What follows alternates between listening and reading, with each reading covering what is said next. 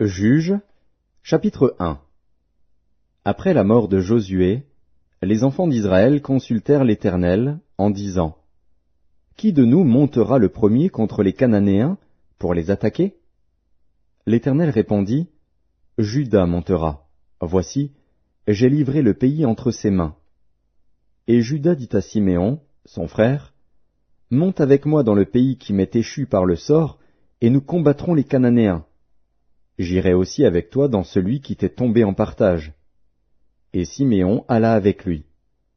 Juda monta, et l'Éternel livra entre leurs mains les Cananéens et les Phéréziens. Ils battirent 10 000 hommes à Bézek. Ils trouvèrent Adoni-Bézek à Bézek, ils l'attaquèrent, et ils battirent les Cananéens et les Phéréziens. Adoni-Bézek prit la fuite. Mais ils le poursuivirent et le saisirent, et ils lui coupèrent les pouces des mains et des pieds. Adoni-Bézek dit: 70 rois, ayant les pouces des mains et des pieds coupés, ramassaient sous ma table. Dieu me rend ce que j'ai fait. On l'emmena à Jérusalem, et il y mourut. Les fils de Juda attaquèrent Jérusalem et la prirent, ils la frappèrent du tranchant de l'épée et mirent le feu à la ville. Les fils de Juda descendirent ensuite pour combattre les Cananéens qui habitaient la montagne, la contrée du Midi et la plaine. Juda marcha contre les Cananéens qui habitaient à Hébron, appelé autrefois Kirjat Arba. Et il battit Shéshaï, Aïman et Talmaï. De là il marcha contre les habitants de Débir. Débir s'appelait autrefois Kirjat Sépher. Caleb dit: Je donnerai ma fille Aksa pour femme à celui qui battra Kirjat Sépher et qui la prendra. Othniel, fils de Kénaz, frère cadet de Caleb, s'en empara. Et Caleb lui donna pour femme sa fille Aksa. Lorsqu'elle fut entrée chez Othniel, elle le sollicita de demander à son père un champ. Elle descendit de dessus son âne, et Caleb lui dit: Qu'as-tu? Elle lui répondit: Fais-moi un présent, car tu m'as donné une terre du Midi. Donne-moi aussi des sources d'eau. Et Caleb lui donna les sources supérieures et les sources inférieures. Les fils du Kénien, beau-père de Moïse, montèrent de la ville des palmiers, avec les fils de Juda, dans le désert de Juda au midi d'Arad, et ils allèrent s'établir parmi le peuple. Juda se mit en marche avec Siméon, son frère, et ils battirent les Cananéens qui habitaient à Tséphat. Ils dévouèrent la ville par interdit, et on l'appela Horma. Juda s'empara encore de Gaza et de son territoire, d'Ascalon et de son territoire, et d'Écron et de son territoire. L'Éternel fut avec Juda. Et Juda se rendit maître de la montagne, mais il ne put chasser les habitants de la plaine, parce qu'ils avaient des chars de fer. On donna Hébron à Caleb, comme l'avait dit Moïse, et il en chassa les 3 fils d'Anak. Les fils de Benjamin ne chassèrent point les Jébusiens qui habitaient à Jérusalem. Et les Jébusiens ont habité jusqu'à ce jour dans Jérusalem avec les fils de Benjamin. La maison de Joseph monta aussi contre Béthel, et l'Éternel fut avec eux. La maison de Joseph fit explorer Béthel, qui s'appelait autrefois Luz. Les gardes virent un homme qui sortait de la ville, et ils lui dirent: Montre-nous par où nous pourrons entrer dans la ville, et nous te ferons grâce. Il leur montra par où ils pourraient entrer dans la ville. Et ils frappèrent la ville du tranchant de l'épée.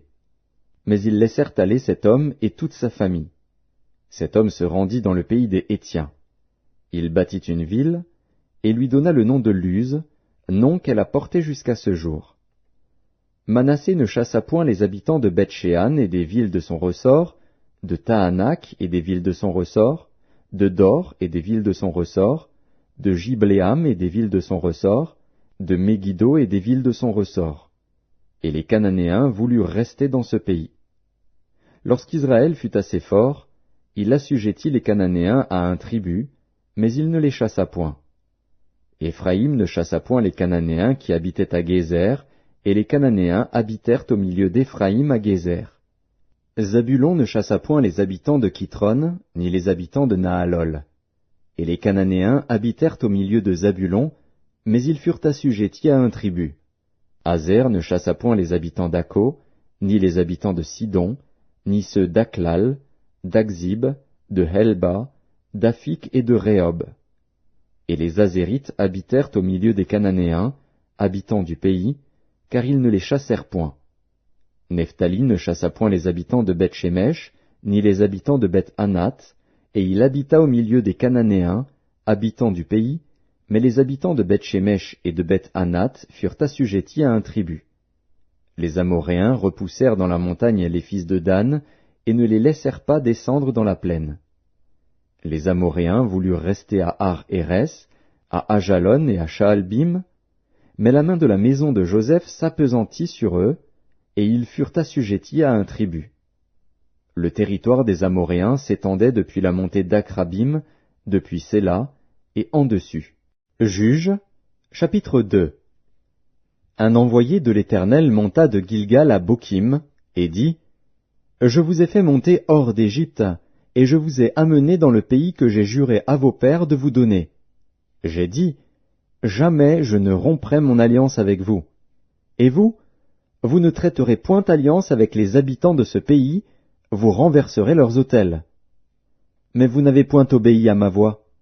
Pourquoi avez-vous fait cela? J'ai dit alors, je ne les chasserai point devant vous, mais ils seront à vos côtés, et leurs dieux vous seront un piège. Lorsque l'envoyé de l'Éternel eut dit ces paroles à tous les enfants d'Israël, le peuple éleva la voix et pleura. Ils donnèrent à ce lieu le nom de Bokim, et ils y offrirent des sacrifices à l'Éternel. Josué renvoya le peuple, et les enfants d'Israël allèrent chacun dans son héritage pour prendre possession du pays. Le peuple servit l'Éternel pendant toute la vie de Josué, et pendant toute la vie des anciens qui survécurent à Josué et qui avaient vu toutes les grandes choses que l'Éternel avait faites en faveur d'Israël. Josué, fils de Nun, serviteur de l'Éternel, mourut âgé de 110 ans. On l'ensevelit dans le territoire qu'il avait eu en partage, à Timnath-Hérès, dans la montagne d'Éphraïm, au nord de la montagne de Gaash. Toute cette génération fut recueillie auprès de ses pères, et il s'éleva après elle une autre génération qui ne connaissait point l'Éternel, ni ce qu'il avait fait en faveur d'Israël. Les enfants d'Israël firent alors ce qui déplaît à l'Éternel, et ils servirent les Baals. Ils abandonnèrent l'Éternel, le Dieu de leur père, qui les avait fait sortir du pays d'Égypte, et ils allèrent après d'autres dieux d'entre les dieux des peuples qui les entouraient. Ils se prosternèrent devant eux, et ils irritèrent l'Éternel. Ils abandonnèrent l'Éternel, et ils servirent Baal et les Astartés. La colère de l'Éternel s'enflamma contre Israël. Il les livra entre les mains de pillards qui les pillèrent, il les vendit entre les mains de leurs ennemis d'alentour, et ils ne purent plus résister à leurs ennemis. Partout où ils allaient, la main de l'Éternel était contre eux pour leur faire du mal, comme l'Éternel l'avait dit, comme l'Éternel le leur avait juré. Ils furent ainsi dans une grande détresse. L'Éternel suscita des juges, afin qu'ils les délivrassent de la main de ceux qui les pillaient. Mais ils n'écoutèrent pas même leurs juges, car ils se prostituèrent à d'autres dieux, se prosternèrent devant eux. Ils se détournèrent promptement de la voie qu'avait suivie leur père, et ils n'obéirent point comme eux au commandement de l'Éternel. Lorsque l'Éternel leur suscitait des juges, l'Éternel était avec le juge, et il les délivrait de la main de leurs ennemis pendant toute la vie du juge. Car l'Éternel avait pitié de leurs gémissements contre ceux qui les opprimaient et les tourmentaient. Mais, à la mort du juge, ils se corrompaient de nouveau plus que leur père, en allant après d'autres dieux pour les servir et se prosterner devant eux, et ils persévéraient dans la même conduite et le même endurcissement. Alors la colère de l'Éternel s'enflamma contre Israël, et il dit, « Puisque cette nation a transgressé mon alliance que j'avais prescrite à ses pères, et puisqu'ils n'ont point obéi à ma voix, je ne chasserai plus devant eux aucune des nations que Josué laissa quand il mourut. C'est ainsi que je mettrai par elles Israël à l'épreuve, pour savoir s'ils prendront garde ou non de suivre la voie de l'Éternel, comme leurs pères y ont pris garde. » Et l'Éternel laissa en repos ces nations qu'il n'avait pas livrées entre les mains de Josué, et il ne se hâta point de les chasser. Juges, chapitre 3. Voici les nations que l'Éternel laissa pour éprouver par elles Israël, tous ceux qui n'avaient pas connu toutes les guerres de Canaan. Il voulait seulement que les générations des enfants d'Israël connussent et apprissent la guerre, ceux qui ne l'avaient pas connue auparavant. Ces nations étaient les 5 princes des Philistins, tous les Cananéens, les Sidoniens et les Héviens qui habitaient la montagne du Liban, depuis la montagne de Baal-Hermon jusqu'à l'entrée de Hamath. Ces nations servirent à mettre Israël à l'épreuve, afin que l'Éternel sût s'ils obéiraient au commandement qu'il avait prescrit à leur père par Moïse. Et les enfants d'Israël habitèrent au milieu des Cananéens, des Hétiens, des Amoréens, des Phéréziens, des Héviens et des Jébusiens. Ils prirent leurs filles pour femmes, ils donnèrent à leurs fils leurs propres filles, et ils servirent leurs dieux. Les enfants d'Israël firent ce qui déplaît à l'Éternel, ils oublièrent l'Éternel, et ils servirent les Baals et les idoles. La colère de l'Éternel s'enflamma contre Israël, et il les vendit entre les mains de Cushan-Rishéataïm, roi de Mésopotamie. Et les enfants d'Israël furent asservis 8 ans à Cushan-Rishéataïm. Les enfants d'Israël crièrent à l'Éternel, et l'Éternel leur suscita un libérateur qui les délivra, Othniel, fils de Kénaz, frère cadet de Caleb. L'esprit de l'Éternel fut sur lui. Il devint juge en Israël, et il partit pour la guerre. L'Éternel livra entre ses mains Cushan-Rishéataïm, roi de Mésopotamie, et sa main fut puissante contre Cushan-Rishéataïm. Le pays fut en repos pendant 40 ans, et Othniel, fils de Kénaz, mourut. Les enfants d'Israël firent encore ce qui déplaît à l'Éternel, et l'Éternel fortifia Églon, roi de Moab, contre Israël, parce qu'ils avaient fait ce qui déplaît à l'Éternel. Églon réunit à lui les fils d'Ammon et les Amalécites, et il se mit en marche.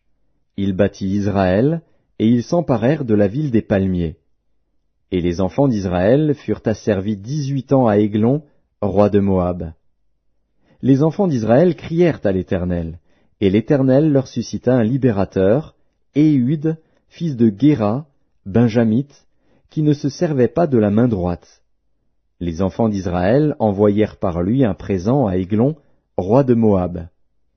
Éhud se fit une épée à 2 tranchants, longue d'une coudée, et il la ceignit sous ses vêtements, au côté droit. Il offrit le présent à Églon, roi de Moab. Or Églon était un homme très gras. Lorsqu'il eut achevé d'offrir le présent, il renvoya les gens qui l'avaient apporté.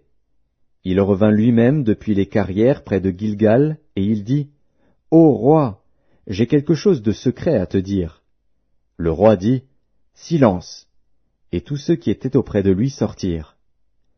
Éhud l'aborda comme il était assis seul dans sa chambre d'été, et il dit, « J'ai une parole de Dieu pour toi. » Églon se leva de son siège. Alors Éhud avança la main gauche, tira l'épée de son côté droit, et la lui enfonça dans le ventre. La poignée même entra après la lame, et la graisse se referma autour de la lame, car il ne retira pas du ventre l'épée, qui sortit par derrière. Éhud sortit par le portique, ferma sur lui les portes de la chambre haute, et tira le verrou. Quand il fut sorti, les serviteurs du roi vinrent et regardèrent, et voici, les portes de la chambre haute étaient fermées au verrou. Ils dirent, « Sans doute il se couvre les pieds dans la chambre d'été. » Ils attendirent longtemps. Et comme ils n'ouvraient pas les portes de la chambre haute, ils prirent la clé et ouvrirent, et voici, leur maître était mort, étendu par terre. Pendant leur délai, Éhud prit la fuite, dépassa les carrières, et se sauva à Seïra. Dès qu'il fut arrivé, il sonna de la trompette dans la montagne d'Éphraïm. Les enfants d'Israël descendirent avec lui de la montagne, et il se mit à leur tête. Il leur dit, « Suivez-moi, car l'Éternel a livré entre vos mains les Moabites, vos ennemis. » Ils descendirent après lui, s'emparèrent des gués du Jourdain vis-à-vis de Moab, et ne laissèrent passer personne. Ils battirent dans ce temps-là environ 10 000 hommes de Moab, tous robustes, tous vaillants, et pas un n'échappa. En ce jour, Moab fut humilié sous la main d'Israël, et le pays fut en repos pendant 80 ans. Après lui, il y eut Shamgar, fils d'Anath. il battit 600 hommes des Philistins avec un aiguillon à bœuf. Et lui aussi fut un libérateur d'Israël. Juges, chapitre 4. Les enfants d'Israël firent encore ce qui déplaît à l'Éternel, après qu'Éhud fut mort. Et l'Éternel les vendit entre les mains de Jabin, roi de Canaan, qui régnait à Hatsor. Le chef de son armée était Sisera, et habitait à Haroshet-Goïm. Les enfants d'Israël crièrent à l'Éternel, car Jabin avait 900 chars de fer, et il opprimait avec violence les enfants d'Israël depuis 20 ans. Dans ce temps-là, Déborah, prophétesse, femme de Lapidoth, était juge en Israël.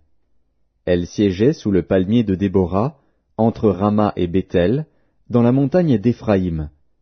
Et les enfants d'Israël montaient vers elle pour être jugés.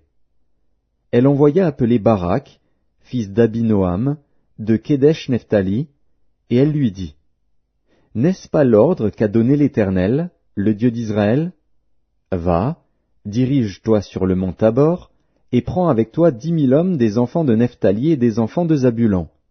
J'attirerai vers toi, au torrent de Kison, Sisera, chef de l'armée de Jabin, avec ses chars et ses troupes, et je le livrerai entre tes mains. » Barak lui dit, « Si tu viens avec moi, j'irai, mais si tu ne viens pas avec moi, je n'irai pas. » Elle répondit, « J'irai bien avec toi, mais tu n'auras point de gloire sur la voie où tu marches, car l'Éternel livrera Sisera entre les mains d'une femme. » Et Déborah se leva, et elle se rendit avec Barak à Kédesh.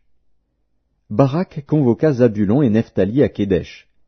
10 000 hommes marchèrent à sa suite, et Déborah partit avec lui.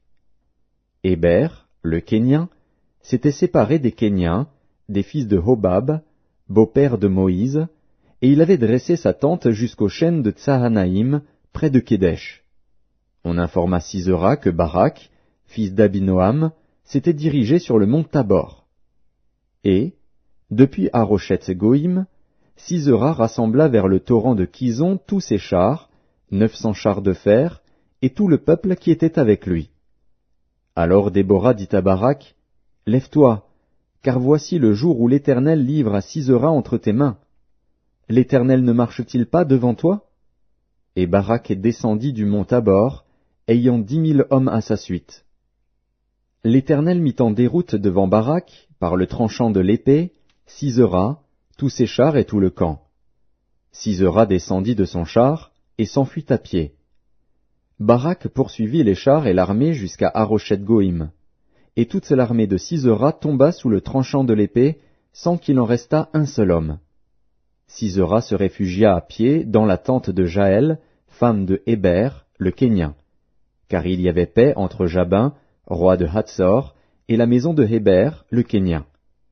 Jaël sortit au-devant de Sisera et lui dit, « Entre, mon seigneur, entre chez moi, ne crains point. » Il entra chez elle dans la tente, et elle le cacha sous une couverture. Il lui dit, « Donne-moi, je te prie, un peu d'eau à boire, car j'ai soif. » Elle ouvrit l'outre du lait, lui donna à boire, et le couvrit. Il lui dit encore, « Tiens-toi à l'entrée de la tente, et si l'on vient t'interroger en disant, « Y a-t-il ici quelqu'un ?» tu répondras, « Non. » Jaël, femme de Héber, saisit un pieu de la tente, prit en main le marteau, s'approcha de lui doucement, et lui enfonça dans la tempe le pieu, qui pénétra en terre. Il était profondément endormi et accablé de fatigue, et il mourut. Comme Barak poursuivait Sisera, Jaël sortit à sa rencontre et lui dit, « Viens, et je te montrerai l'homme que tu cherches. » Il entra chez elle, et voici, Sisera était étendu mort, le pieu dans la tempe. En ce jour, Dieu humilia Jabin, roi de Canaan, devant les enfants d'Israël. Et la main des enfants d'Israël s'appesantit de plus en plus sur Jabin, roi de Canaan, jusqu'à ce qu'ils eussent exterminé Jabin, roi de Canaan. Juges, chapitre 5. En ce jour-là, Déborah chanta ce cantique avec Barak, fils d'Abinoam. Des chefs se sont mis à la tête du peuple en Israël, et le peuple s'est montré prêt à combattre. Bénissez-en l'Éternel. Roi, écoutez, Princes, prêtez l'oreille. Je chanterai, oui, je chanterai à l'Éternel, je chanterai à l'Éternel, le Dieu d'Israël. Ô Éternel, quand tu sortis de Séhir, quand tu t'avanças des champs d'Édom, la terre trembla, et les cieux se fondirent et les nuées se fondirent en eau. Les montagnes s'ébranlèrent devant l'Éternel, ce Sinaï devant l'Éternel, le Dieu d'Israël. Au temps de Shamgar, fils d'Anath, au temps de Jaël, les routes étaient abandonnées, et ceux qui voyageaient prenaient des chemins détournés. Les chefs étaient sans force en Israël, sans force, quand je me suis levé, moi, Déborah, quand je me suis levé comme une mère en Israël. Il avait choisi de nouveaux dieux. Alors la guerre était aux portes. On ne voyait ni bouclier, ni lance chez 40 milliers en Israël. Mon cœur est aux chefs d'Israël, à ceux du peuple qui se sont montrés prêts à combattre. Bénissez l'Éternel. Vous qui montez de blanches ânesses, vous qui avez pour siège des tapis, et vous qui marchez sur la route, chantez. Que de leur voix les archers, du milieu des abreuvoirs, célèbrent les bienfaits de l'Éternel, les bienfaits de son conducteur en Israël. Alors le peuple de l'Éternel descendit aux portes. Réveille-toi, réveille-toi, Déborah. Réveille-toi, réveille-toi, dis un cantique. Lève-toi, Barak, et emmène tes captifs, fils d'Abinoam. Alors un reste du peuple triompha des puissants, l'Éternel me donna la victoire sur les héros. D'Éphraïm arrivèrent les habitants d'Amalek. À ta suite marcha Benjamin parmi ta troupe. De Makir vinrent des chefs, et de Zabulon des commandants. Les princes d'Issachar furent avec Déborah, et Issachar suivit Barak. Il fut envoyé sur ses pas dans la vallée. Près des ruisseaux de Ruben, grandes furent les résolutions du cœur. Pourquoi es-tu resté au milieu des étables à écouter le bêlement des troupeaux? Au ruisseau de Ruben, grandes furent les délibérations du cœur. Galaad, au-delà du Jourdain, n'a pas quitté sa demeure. Pourquoi Dan s'est-il tenu sur les navires? Azer s'est assis sur le rivage de la mer et s'est reposé dans ses ports. Zabulon est un peuple qui affronta la mort, et Nephtali de même, sur les hauteurs des champs. Les rois vinrent, ils combattirent, alors combattirent les rois de Canaan, à Tahanak, aux eaux de Megiddo. Ils ne remportèrent nul butin, nul argent. Des cieux ont combattu, de leurs sentiers les étoiles combattirent contre Sisera. Le torrent de Kison les a entraînés, le torrent des anciens temps, le torrent de Kison. Mon âme, foule aux pieds les héros. Alors les talons des chevaux retentirent, à la fuite précipités de leurs guerriers. Maudissez mes roses, dit l'ange de l'Éternel, maudissez, maudissez ses habitants, car ils ne vinrent pas au secours de l'Éternel, parmi les hommes vaillants. Bénie soit entre les femmes Jaël, femme de Héber, le Kénien. Bénie soit-elle entre les femmes qui habitent sous les tentes. Il demanda de l'eau, elle a donné du lait, dans la coupe d'honneur elle a présenté de la crème. D'une main elle a saisi le pieu, et de sa droite le marteau des travailleurs. Elle a frappé Sisera, lui a fendu la tête, fracassé et transpercé la tempe. Au pied de Jaël il s'est affaissé, il est tombé, il s'est couché. À ses pieds il s'est affaissé, il est tombé. Là où il s'est affaissé, là il est tombé sans vie. Par la fenêtre, à travers le treillis, la mère de Sisera regarde, et s'écrie, « Pourquoi son char tarde-t-il à venir? Pourquoi ses chars vont-ils si lentement ?» Les plus sages d'entre ces femmes lui répondent, et elle se répond à elle-même, « Ne trouve-t-il pas du butin? Ne le partage-t-il pas? Une jeune fille, 2 jeunes filles par homme, du butin en vêtements de couleur pour Sisera, du butin en vêtements de couleur, brodé, un vêtement de couleur, 2 vêtements brodés, pour le cou du vainqueur. Périssent ainsi tous tes ennemis, ô Éternel. Ceux qui l'aiment sont comme le soleil, quand il paraît dans sa force. Le pays fut en repos pendant 40 ans. Juges, chapitre 6. Les enfants d'Israël firent ce qui déplaît à l'Éternel, et l'Éternel les livra entre les mains de Madian pendant 7 ans. La main de Madian fut puissante contre Israël. Pour échapper à Madian, les enfants d'Israël se retiraient dans les ravins des montagnes, dans les cavernes et sur les rochers fortifiés. Quand Israël avait semé, Madian montait avec Amalek et les fils de l'Orient, et ils marchaient contre lui. Ils campaient en face de lui, détruisaient les productions du pays jusque vers Gaza, et ne laissaient en Israël ni vivres, ni brebis, ni bœufs, ni ânes. Car ils montaient avec leurs troupeaux et leurs tentes, ils arrivaient comme une multitude de sauterelles, ils étaient innombrables, eux et leurs chameaux, et ils venaient dans le pays pour le ravager.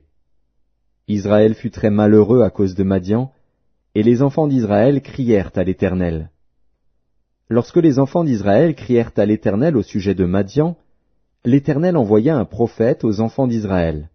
Il leur dit, « Ainsi parle l'Éternel, le Dieu d'Israël. Je vous ai fait monter d'Égypte, et je vous ai fait sortir de la maison de servitude. Je vous ai délivrés de la main des Égyptiens et de la main de tous ceux qui vous opprimaient.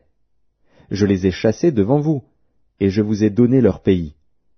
Je vous ai dit, je suis l'Éternel, votre Dieu. Vous ne craindrez point les dieux des Amoréens, dans le pays desquels vous habitez. Mais vous n'avez point écouté ma voix. Puis vint l'ange de l'Éternel, et il s'assit sous le térébinthe d'Ophra, qui appartenait à Joas, de la famille d'Abiézer. Gédéon, son fils, battait du froment au pressoir, pour le mettre à l'abri de Madian. L'ange de l'Éternel lui apparut, et lui dit, « L'Éternel est avec toi, vaillant héros. » Gédéon lui dit, « Ah, mon Seigneur, si l'Éternel est avec nous, pourquoi toutes ces choses nous sont-elles arrivées?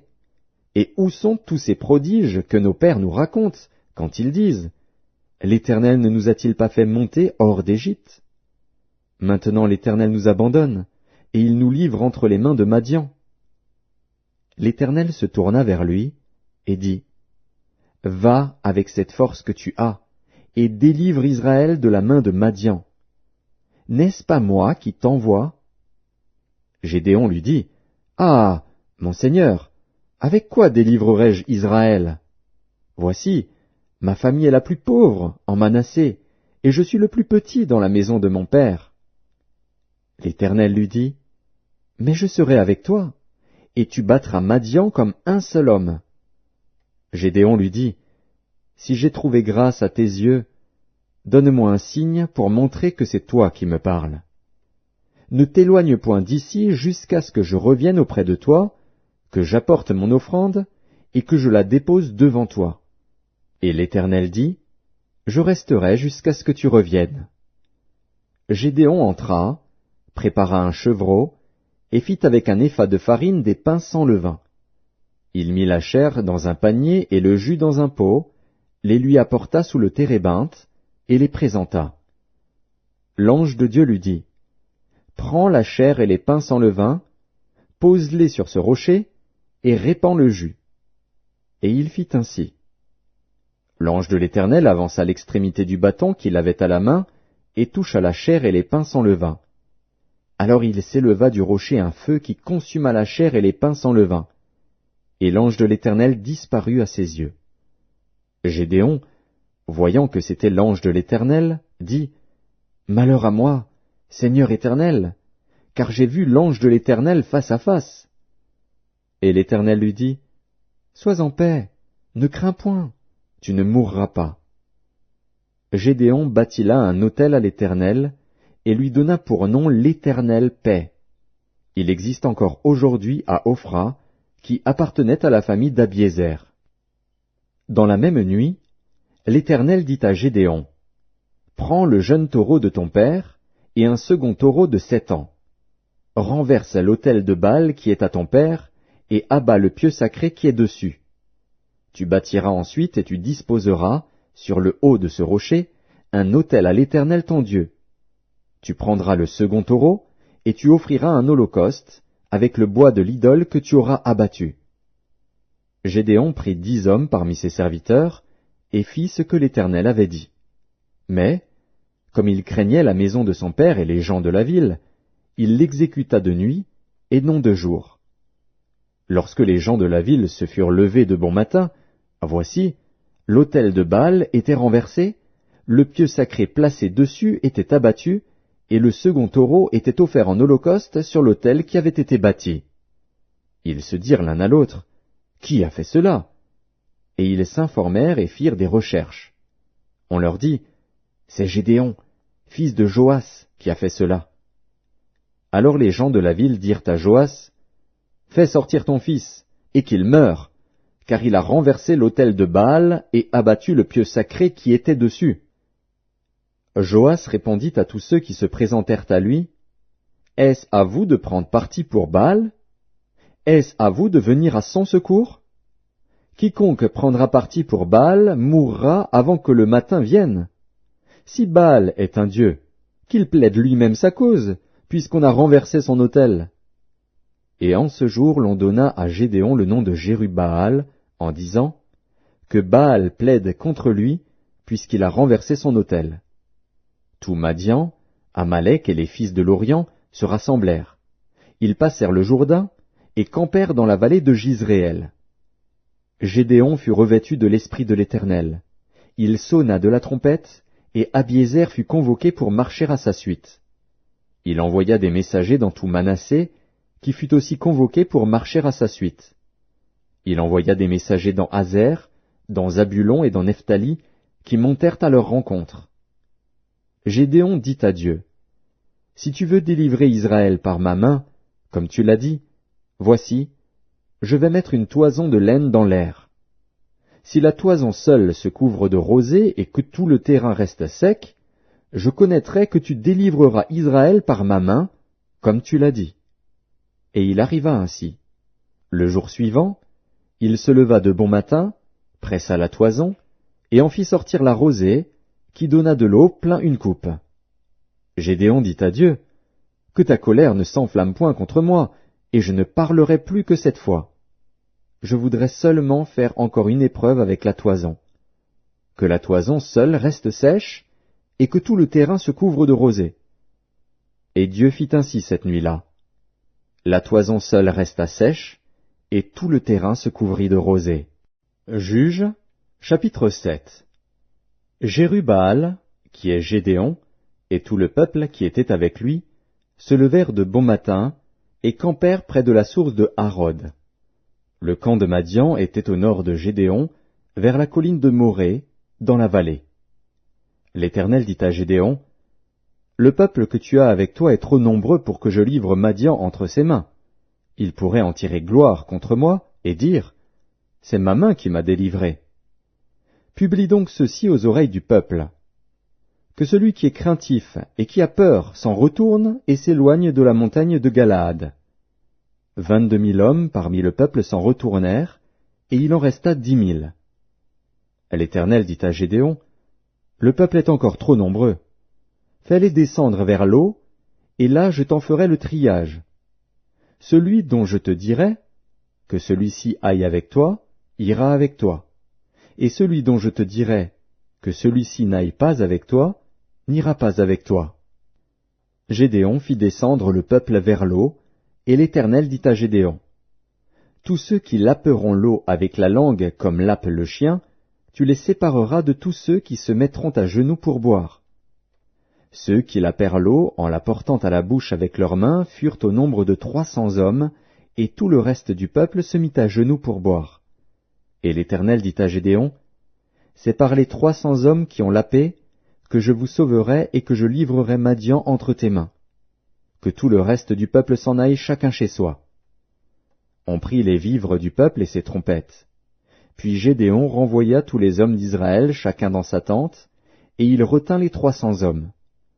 Le camp de Madian était au-dessous de lui dans la vallée. L'Éternel dit à Gédéon pendant la nuit, « Lève-toi, descends au camp, car je l'ai livré entre tes mains. Si tu crains de descendre, descends-y avec Pura, ton serviteur.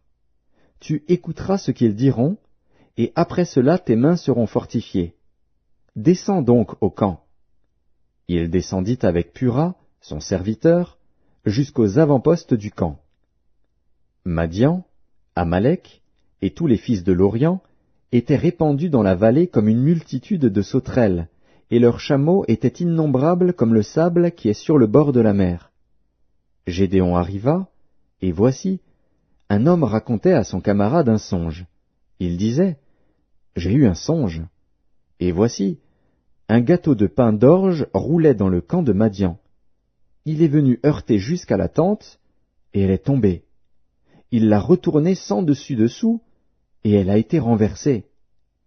Son camarade répondit et dit, « Ce n'est pas autre chose que l'épée de Gédéon, fils de Joas, homme d'Israël. Dieu a livré entre ses mains Madian et tout le camp. » Lorsque Gédéon eut entendu le récit du songe et son explication, il se prosterna, revint au camp d'Israël et dit, « Levez-vous, car l'Éternel a livré entre vos mains le camp de Madian. » Il divisa en 3 corps les 300 hommes, et il leur remit à tous des trompettes et des cruches vides, avec des flambeaux dans les cruches.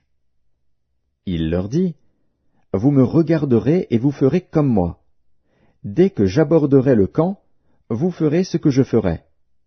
Et quand je sonnerai de la trompette, moi et tous ceux qui seront avec moi, vous sonnerez aussi de la trompette tout autour du camp, et vous direz, « Pour l'Éternel et pour Gédéon. » Gédéon et les 100 hommes qui étaient avec lui arrivèrent aux abords du camp au commencement de la veille du milieu, comme on venait de placer les gardes. Ils sonnèrent de la trompette et brisèrent les cruches qu'ils avaient à la main. Les 3 corps sonnèrent de la trompette et brisèrent les cruches.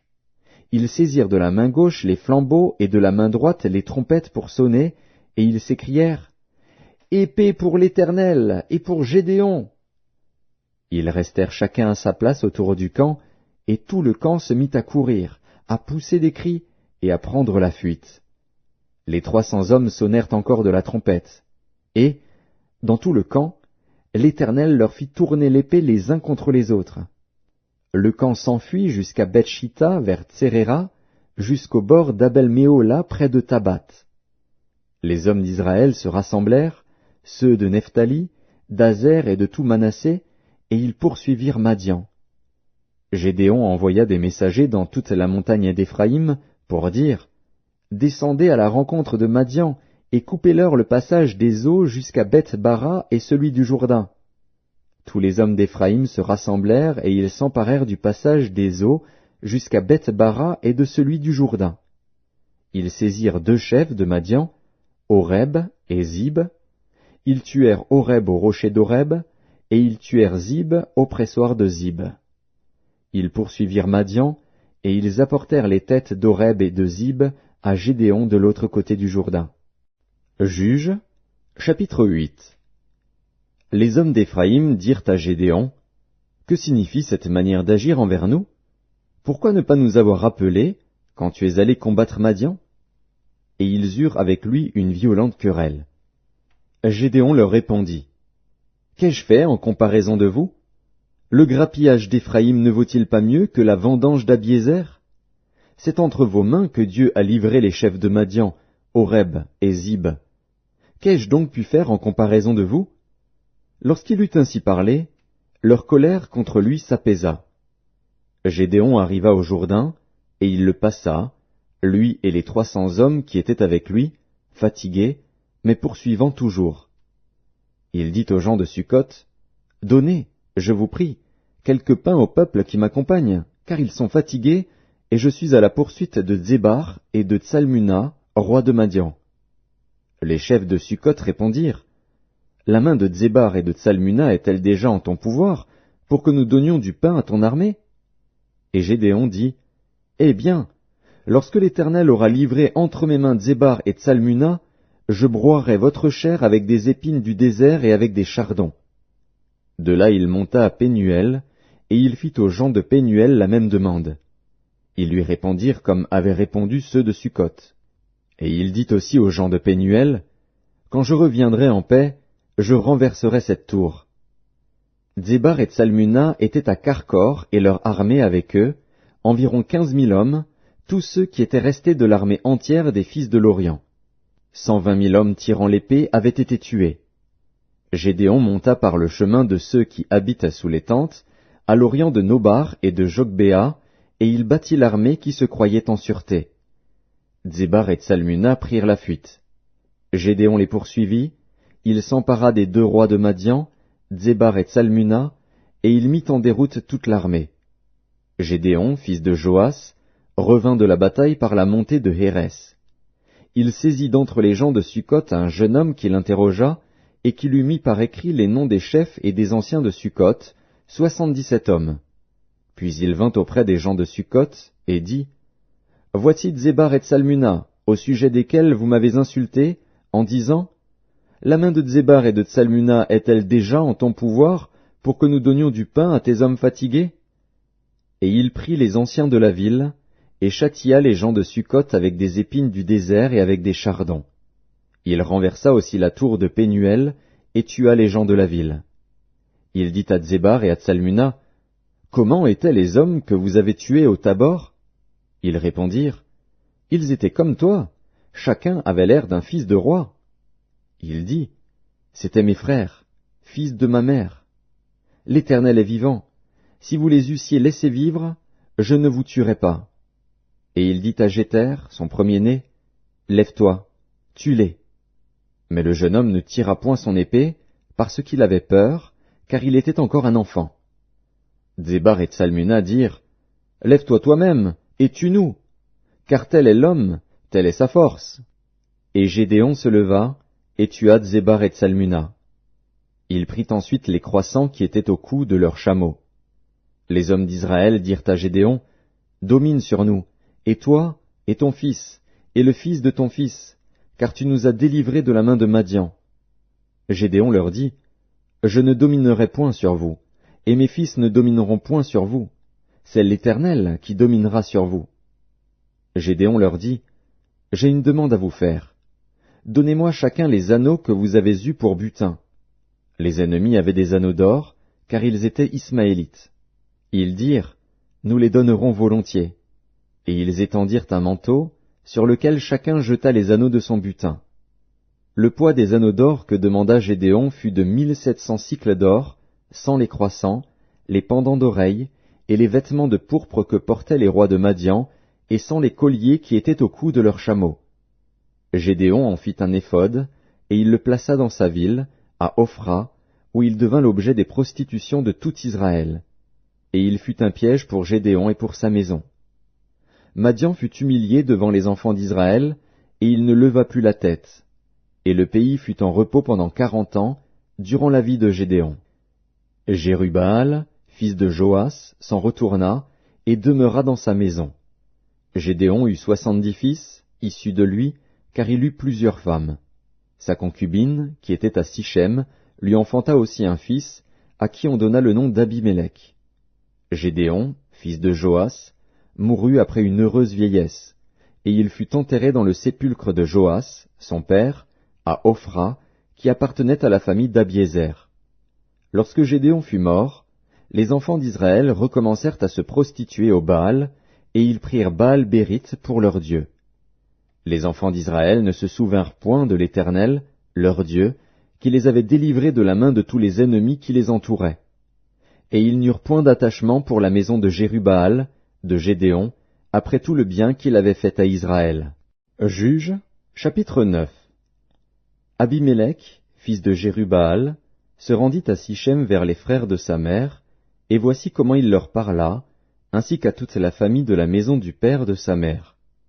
Dites, je vous prie, aux oreilles de tous les habitants de Sichem. Vaut-il mieux pour vous que 70 hommes, tous fils de Jérubbaal, dominent sur vous, ou qu'un seul homme domine sur vous? Et souvenez-vous que je suis votre os et votre chair. Les frères de sa mère répétèrent pour lui toutes ces paroles aux oreilles de tous les habitants de Sichem, et leur cœur inclina en faveur d'Abimélec, car ils se disaient, c'est notre frère. Ils lui donnèrent 70 cycles d'argent, qu'ils enlevèrent de la maison de Baal-Bérith. Abimélec s'en servit pour acheter des misérables et des turbulents qui allèrent après lui. Il vint dans la maison de son père à Ophra, et il tua ses frères, fils de Jérubbaal, 70 hommes, sur une même pierre. Il n'échappa que Jotham, le plus jeune fils de Jérubbaal, car il s'était caché.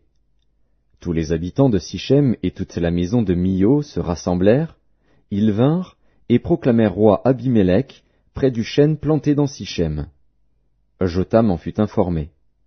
Il alla se placer sur le sommet de la montagne de Garizim, et voici ce qu'il leur cria à haute voix. « Écoutez-moi, habitants de Sichem, et que Dieu vous écoute. » Les arbres partirent pour aller oindre un roi et le mettre à leur tête. Ils dirent à l'olivier, « Règne sur nous. » Mais l'olivier leur répondit, « Renoncerai-je à mon huile, qui m'assure les hommages de Dieu et des hommes, pour aller planer sur les arbres ?» Et les arbres dirent au figuier, « Viens, toi, règne sur nous. » Mais le figuier leur répondit, « Renoncerai-je à ma douceur et à mon excellent fruit, pour aller planer sur les arbres ?» Et les arbres dirent à la vigne, « Viens, toi, règne sur nous. » Mais la vigne leur répondit, « Renoncerai-je à mon vin, qui réjouit Dieu et les hommes, pour aller planer sur les arbres ?» Alors tous les arbres dirent au buisson d'épines, « Viens, toi, règne sur nous. » Et le buisson d'épines répondit aux arbres, « Si c'est de bonne foi que vous voulez moindre pour votre roi, venez, réfugiez-vous sous mon ombrage. Sinon, un feu sortira du buisson d'épines et dévorera les cèdres du Liban. Maintenant, est-ce de bonne foi et avec intégrité que vous avez agi en proclamant roi Abimélec?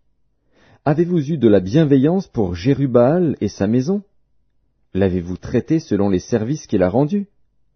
Car mon père a combattu pour vous, il a exposé sa vie, et il vous a délivré de la main de Madian. Et vous, vous vous êtes levé contre la maison de mon père, vous avez tué ses fils, 70 hommes, sur une même pierre, et vous avez proclamé roi sur les habitants de Sichem Abimélec, fils de sa servante, parce qu'il est votre frère. Si c'est de bonne foi et avec intégrité qu'en ce jour vous avez agi envers Jérubbaal et sa maison, eh bien, qu'Abimélec fasse votre joie, et que vous fassiez aussi la sienne. Sinon, qu'un feu sorte d'Abimélec et dévore les habitants de Sichem et la maison de Milo, et qu'un feu sorte des habitants de Sichem et de la maison de Milo et dévore Abimélec. » Jotham se retira et prit la fuite. Il s'en alla à Béer, où il demeura loin d'Abimélec, son frère. Abimélec avait dominé 3 ans sur Israël. Alors Dieu envoya un mauvais esprit entre Abimélec et les habitants de Sichem, et les habitants de Sichem furent infidèles à Abimélec, afin que la violence commise sur les 70 fils de Jérubbaal reçût son châtiment, et que leur sang retombât sur Abimélec, leur frère, qui les avait tués, et sur les habitants de Sichem, qui l'avaient aidé à tuer ses frères. Les habitants de Sichem placèrent en embuscade contre lui, sur les sommets des montagnes, des gens qui dépouillaient tous ceux qui passaient près d'eux sur le chemin. Et cela fut rapporté à Abimélec. Gaal, fils d'Ébed, vint avec ses frères, et ils passèrent à Sichem. Les habitants de Sichem eurent confiance en lui. Ils sortirent dans la campagne, vendangèrent leurs vignes, foulèrent les raisins, et se livrèrent à des réjouissances. Ils entrèrent dans la maison de leur Dieu, ils mangèrent et burent, et ils maudirent Abimélec. Et Gaal, fils d'Ébed, disait, « Qui est Abimélec, et qu'est Sichem, pour que nous servions Abimélec? N'est-il pas fils de Jérubbaal, et Zébul n'est-il pas son commissaire? Servez les hommes de Hamor, père de Sichem. Mais nous, pourquoi servirions-nous Abimélec? Oh, si j'étais le maître de ce peuple, je renverserais Abimélec. » Et il disait d'Abimélec, « Renforce ton armée, mets-toi en marche. » Zébul, gouverneur de la ville, apprit ce que disait Gaal, fils d'Ébed, et sa colère s'enflamma. Il envoya secrètement des messagers à Abimélec pour lui dire, « Voici, Gaal, fils d'Ébed, et ses frères, sont venus à Sichem, et ils soulèvent la ville contre toi. Maintenant, pars de nuit, toi et le peuple qui est avec toi, et mets-toi en embuscade dans la campagne.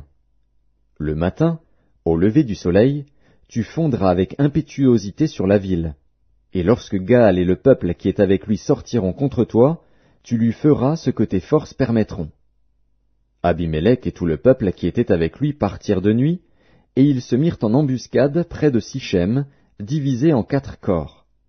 Gaal, fils d'Ébed, sortit, et il se tint à l'entrée de la porte de la ville. Abimélec et tout le peuple qui était avec lui se levèrent alors de l'embuscade. Gaal aperçut le peuple, et il dit à Zébul, « Voici un peuple qui descend du sommet des montagnes. » Zébul lui répondit, « C'est l'ombre des montagnes que tu prends pour des hommes. » Gaal, reprenant la parole, dit, « C'est bien un peuple qui descend des hauteurs du pays, et une troupe arrive par le chemin du chêne des devins. » Zébul lui répondit, « Où donc est ta bouche, toi qui disais, « Qui est Abimélec pour que nous le servions » N'est-ce point là le peuple que tu méprisais? Marche maintenant, livre-lui bataille. » Gaal s'avança à la tête des habitants de Sichem, et livra bataille à Abimélec. Poursuivi par Abimélec, il prit la fuite devant lui, et beaucoup d'hommes tombèrent morts jusqu'à l'entrée de la porte. Abimélec s'arrêta à Aruma, et Zébul chassa Gaal et ses frères, qui ne purent rester à Sichem. Le lendemain, le peuple sortit dans la campagne. Abimélec, qui en fut informé, prit sa troupe, la partagea en 3 corps, et se mit en embuscade dans la campagne. Ayant vu que le peuple sortait de la ville, il se leva contre eux, et les battit. Abimélec et les corps qui étaient avec lui se portèrent en avant, et se placèrent à l'entrée de la porte de la ville. 2 de ces corps se jetèrent sur tous ceux qui étaient dans la campagne, et les battirent. Abimélec attaqua la ville pendant toute la journée, il s'en empara, et tua le peuple qui s'y trouvait. Puis il rasa la ville, et y sema du sel. À cette nouvelle, tous les habitants de la tour de Sichem se rendirent dans la forteresse de la maison du dieu Bérith. On avertit Abimélec que tous les habitants de la tour de Sichem s'y étaient rassemblés. Alors Abimélec monta sur la montagne de Tsalmon, lui et tout le peuple qui était avec lui. Il prit en main une hache, coupa une branche d'arbre, l'enleva et la mit sur son épaule. Ensuite il dit au peuple qui était avec lui, « Vous avez vu ce que j'ai fait? Hâtez-vous de faire comme moi. » Et ils coupèrent chacun une branche, et suivirent Abimélec. Ils placèrent les branches contre la forteresse, et l'incendièrent avec ceux qui y étaient. Ainsi périrent tous les gens de la tour de Sichem, au nombre d'environ 1000, hommes et femmes. Abimélec marcha contre Thébets. Il assiégea Thébets, et s'en empara. Il y avait au milieu de la ville une forte tour, où se réfugièrent tous les habitants de la ville, hommes et femmes. Ils fermèrent sur eux, et montèrent sur le toit de la tour. Abimélec parvint jusqu'à la tour. Il l'attaqua, et s'approcha de la porte pour y mettre le feu. Alors une femme lança sur la tête d'Abimélec un morceau de meule de moulin, et lui brisa le crâne. Aussitôt il appela le jeune homme qui portait ses armes, et lui dit, « Tire ton épée, et donne-moi la mort, de peur qu'on ne dise de moi, c'est une femme qui l'a tué. » Le jeune homme le perça, et il mourut. Quand les hommes d'Israël virent qu'Abimélec était mort, ils s'en allèrent chacun chez soi. Ainsi Dieu fit retomber sur Abimélec le mal qu'il avait fait à son père, en tuant ses 70 frères, et Dieu fit retomber sur la tête des gens de Sichem tout le mal qu'ils avaient fait. Ainsi s'accomplit sur eux la malédiction de Jotham, fils de Jérubbaal. Juges, chapitre 10. Après Abimélec, Tola, fils de Pua, fils de Dodo, homme d'Issachar, se leva pour délivrer Israël. Il habitait à Shamir, dans la montagne d'Éphraïm. Il fut juge en Israël pendant 23 ans. Puis il mourut, et fut enterré à Shamir. Après lui, se leva Jaïr, le Galaadite, qui fut juge en Israël pendant 22 ans. Il avait 30 fils, qui montaient sur 30 ânons, et qui possédaient 30 villes, appelées encore aujourd'hui bourgs de Jaïr, et situées dans le pays de Galaad. Et Jaïr mourut, et fut enterré à Camon. Les enfants d'Israël firent encore ce qui déplaît à l'Éternel. Ils servirent les Baals et les Astartés, les dieux de Syrie, les dieux de Sidon, les dieux de Moab, les dieux des fils d'Ammon, et les dieux des Philistins, et ils abandonnèrent l'Éternel et ne le servirent plus. La colère de l'Éternel s'enflamma contre Israël, et il les vendit entre les mains des Philistins et entre les mains des fils d'Ammon. Ils opprimèrent et écrasèrent les enfants d'Israël cette année-là, et pendant 18 ans tous les enfants d'Israël qui étaient de l'autre côté du Jourdain dans le pays des Amoréens en Galaad.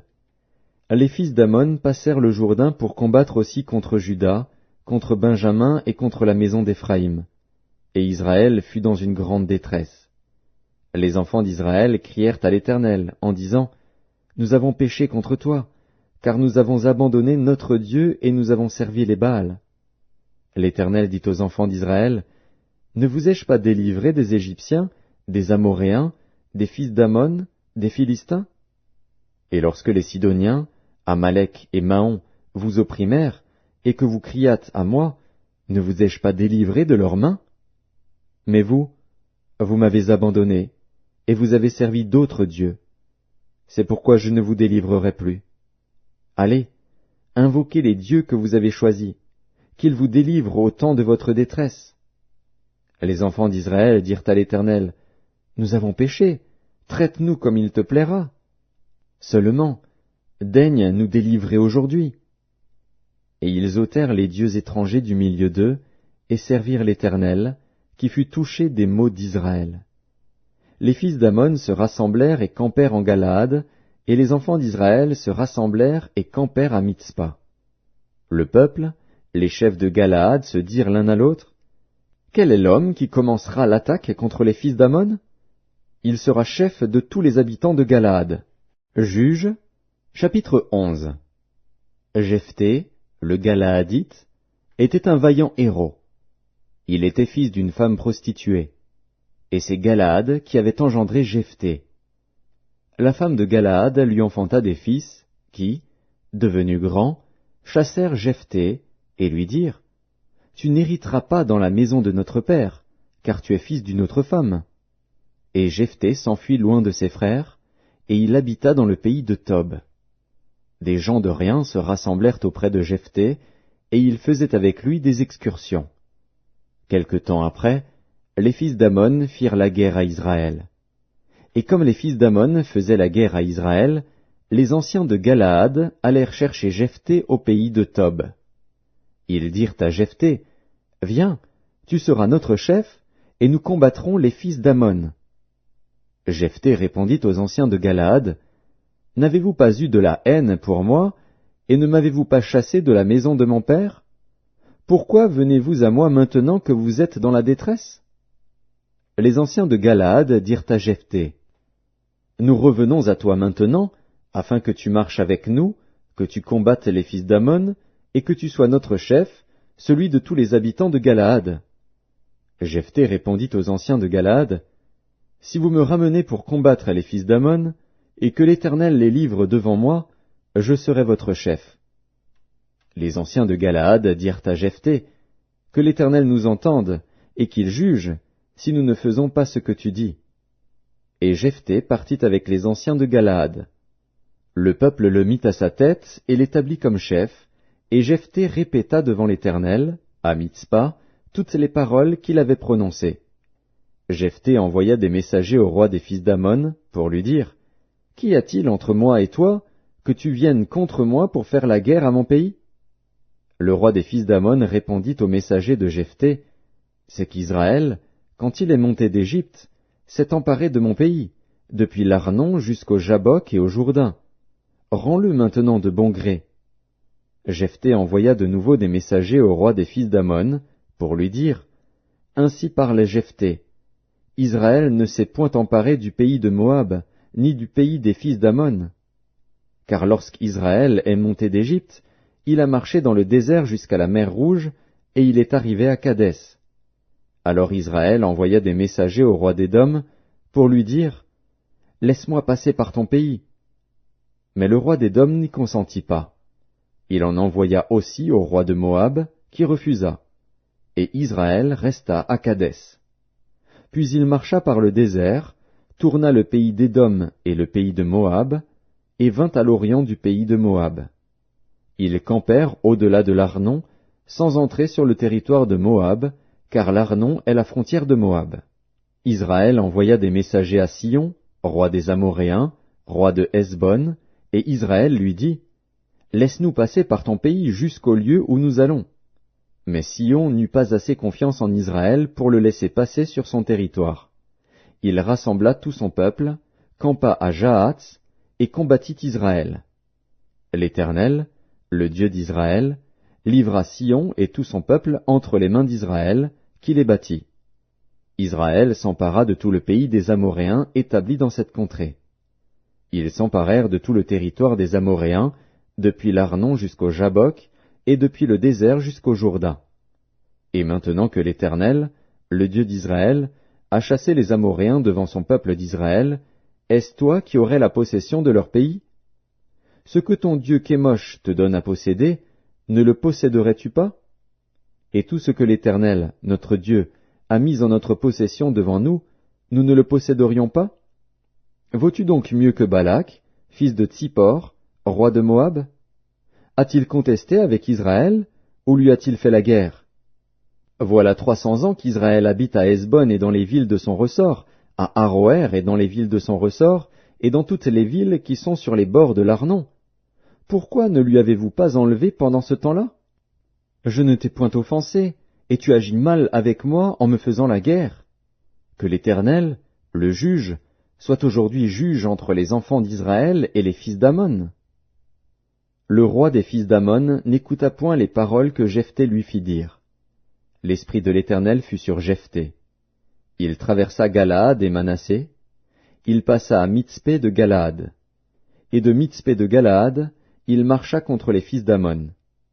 Jephthé fit un vœu à l'Éternel, et dit, Si tu livres entre mes mains les fils d'Ammon, quiconque sortira des portes de ma maison au devant de moi, à mon heureux retour de chez les fils d'Ammon, sera consacré à l'Éternel, et je l'offrirai en holocauste.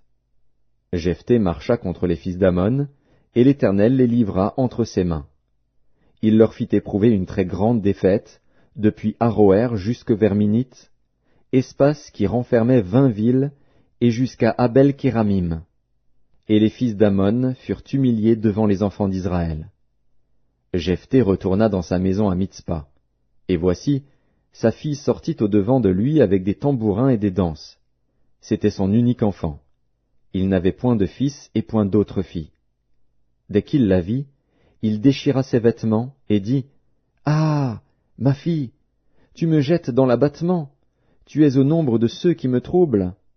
J'ai fait un vœu à l'Éternel, et je ne puis le révoquer. » Elle lui dit, « Mon père, si tu as fait un vœu à l'Éternel, traite-moi selon ce qui est sorti de ta bouche, maintenant que l'Éternel t'a vengé de tes ennemis, des fils d'Ammon. » Et elle dit à son père, « Que ceci me soit accordé.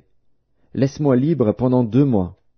Je m'en irai, je descendrai dans les montagnes, et je pleurerai ma virginité avec mes compagnes. » Il répondit, « Va. » Et il la laissa libre pour 2 mois. Elle s'en alla avec ses compagnes, et elle pleura sa virginité sur les montagnes. Au bout des 2 mois, elle revint vers son père, et il accomplit sur elle le vœu qu'il avait fait. Elle n'avait point connu d'homme.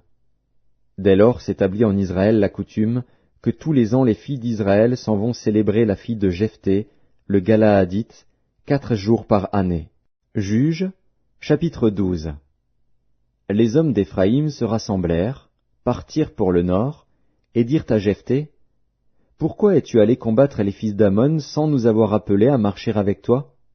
Nous voulons incendier ta maison et te brûler avec elle. » Jephthé leur répondit, « Nous avons eu de grandes contestations, moi et mon peuple, avec les fils d'Ammon. Et quand je vous ai appelés, vous ne m'avez pas délivré de leurs mains. Voyant que tu ne venais pas à mon secours, j'ai exposé ma vie, et j'ai marché contre les fils d'Ammon. L'Éternel les a livrés entre mes mains. Pourquoi donc aujourd'hui montez-vous contre moi pour me faire la guerre? » Jephthé rassembla tous les hommes de Galaad, et livra bataille à Éphraïm. Les hommes de Galaad battirent Éphraïm, parce que les Éphraïmites disaient, « Vous êtes des fugitifs d'Éphraïm. Galaad est au milieu d'Éphraïm, au milieu de Manassé. » Galaad s'empara des gués du Jourdain du côté d'Éphraïm. Et quand l'un des fuyards d'Éphraïm disait, « Laissez-moi passer !» les hommes de Galaad lui demandaient, « Es-tu Éphraïmite » Il répondait, « Non. » Il lui disait alors, « Eh bien, dis Shiboleth. » et il disait Siboleth, car il ne pouvait pas bien prononcer. Sur quoi les hommes de Galaad le saisissaient et l'égorgeaient près des gués du Jourdain. Il périt en ce temps-là 42 000 hommes d'Éphraïm. Jephthé fut juge en Israël pendant 6 ans, puis Jephthé, le Galaadite, mourut, et fut enterré dans l'une des villes de Galaad.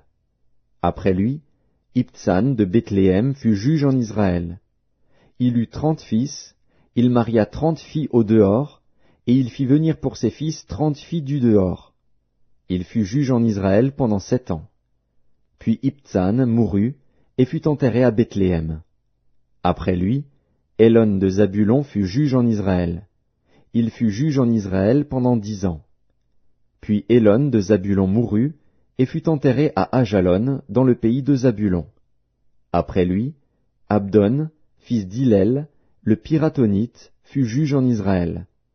Il eut 40 fils et 30 petits-fils, qui montaient sur 70 ânons. Il fut juge en Israël pendant 8 ans.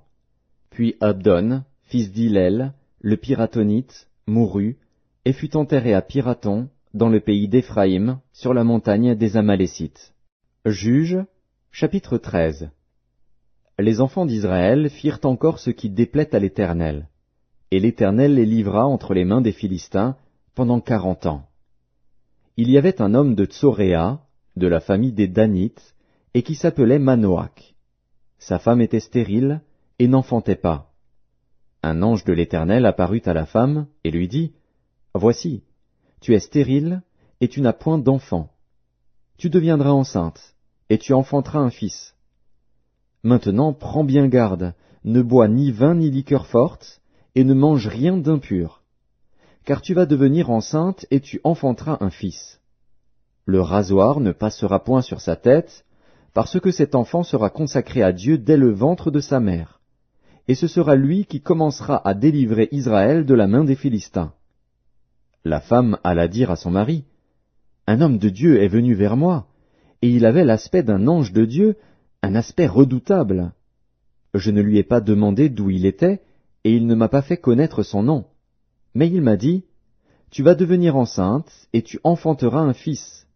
Et maintenant ne bois ni vin ni liqueur forte, et ne mange rien d'impur, parce que cet enfant sera consacré à Dieu dès le ventre de sa mère jusqu'au jour de sa mort. » Manoach fit cette prière à l'Éternel. « Ah, Seigneur, que l'homme de Dieu que tu as envoyé vienne encore vers nous, et qu'il nous enseigne ce que nous devons faire pour l'enfant qui naîtra. » Dieu exauça la prière de Manoach, et l'ange de Dieu vint encore vers la femme. Elle était assise dans un champ, et Manoach, son mari, n'était pas avec elle. Elle courut promptement donner cette nouvelle à son mari, et lui dit, « Voici, l'homme qui était venu l'autre jour vers moi m'est apparu. » Manoach se leva, suivit sa femme, alla vers l'homme, et lui dit, « Est-ce toi qui as parlé à cette femme ?» Il répondit, « C'est moi. » Manoach dit, « Maintenant, si ta parole s'accomplit, que faudra-t-il observer à l'égard de l'enfant, et qui aura-t-il à faire ?» L'ange de l'Éternel répondit à Manoach, « La femme s'abstiendra de tout ce que je lui ai dit.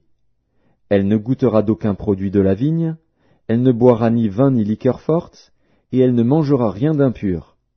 Elle observera tout ce que je lui ai prescrit. » Manoach dit à l'ange de l'Éternel, « Permets-nous de te retenir, et de t'apprêter un chevreau. » L'ange de l'Éternel répondit à Manoach, « Quand tu me retiendrais, je ne mangerai pas de ton mets. Mais si tu veux faire un holocauste, tu l'offriras à l'Éternel. » Manoach ne savait point que ce fût un ange de l'Éternel. Et Manoach dit à l'ange de l'Éternel, « Quel est ton nom, afin que nous te rendions gloire, quand ta parole s'accomplira ?»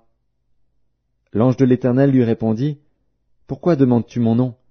Il est merveilleux. » Manoach prit le chevreau et l'offrande, et fit un sacrifice à l'Éternel sur le rocher. Il s'opéra un prodige, pendant que Manoach et sa femme regardaient. Comme la flamme montait de dessus l'autel vers le ciel, l'ange de l'Éternel monta dans la flamme de l'autel. À cette vue, Manoach et sa femme tombèrent la face contre terre. L'ange de l'Éternel n'apparut plus à Manoach et à sa femme. Alors Manoach comprit que c'était l'ange de l'Éternel, et il dit à sa femme, « Nous allons mourir, car nous avons vu Dieu. » Sa femme lui répondit, « Si l'Éternel eût voulu nous faire mourir, il n'aurait pas pris de nos mains l'holocauste et l'offrande, il ne nous aurait pas fait voir tout cela, et il ne nous aurait pas maintenant fait entendre pareille chose. » La femme enfanta un fils, et lui donna le nom de Samson. L'enfant grandit, et l'Éternel le bénit.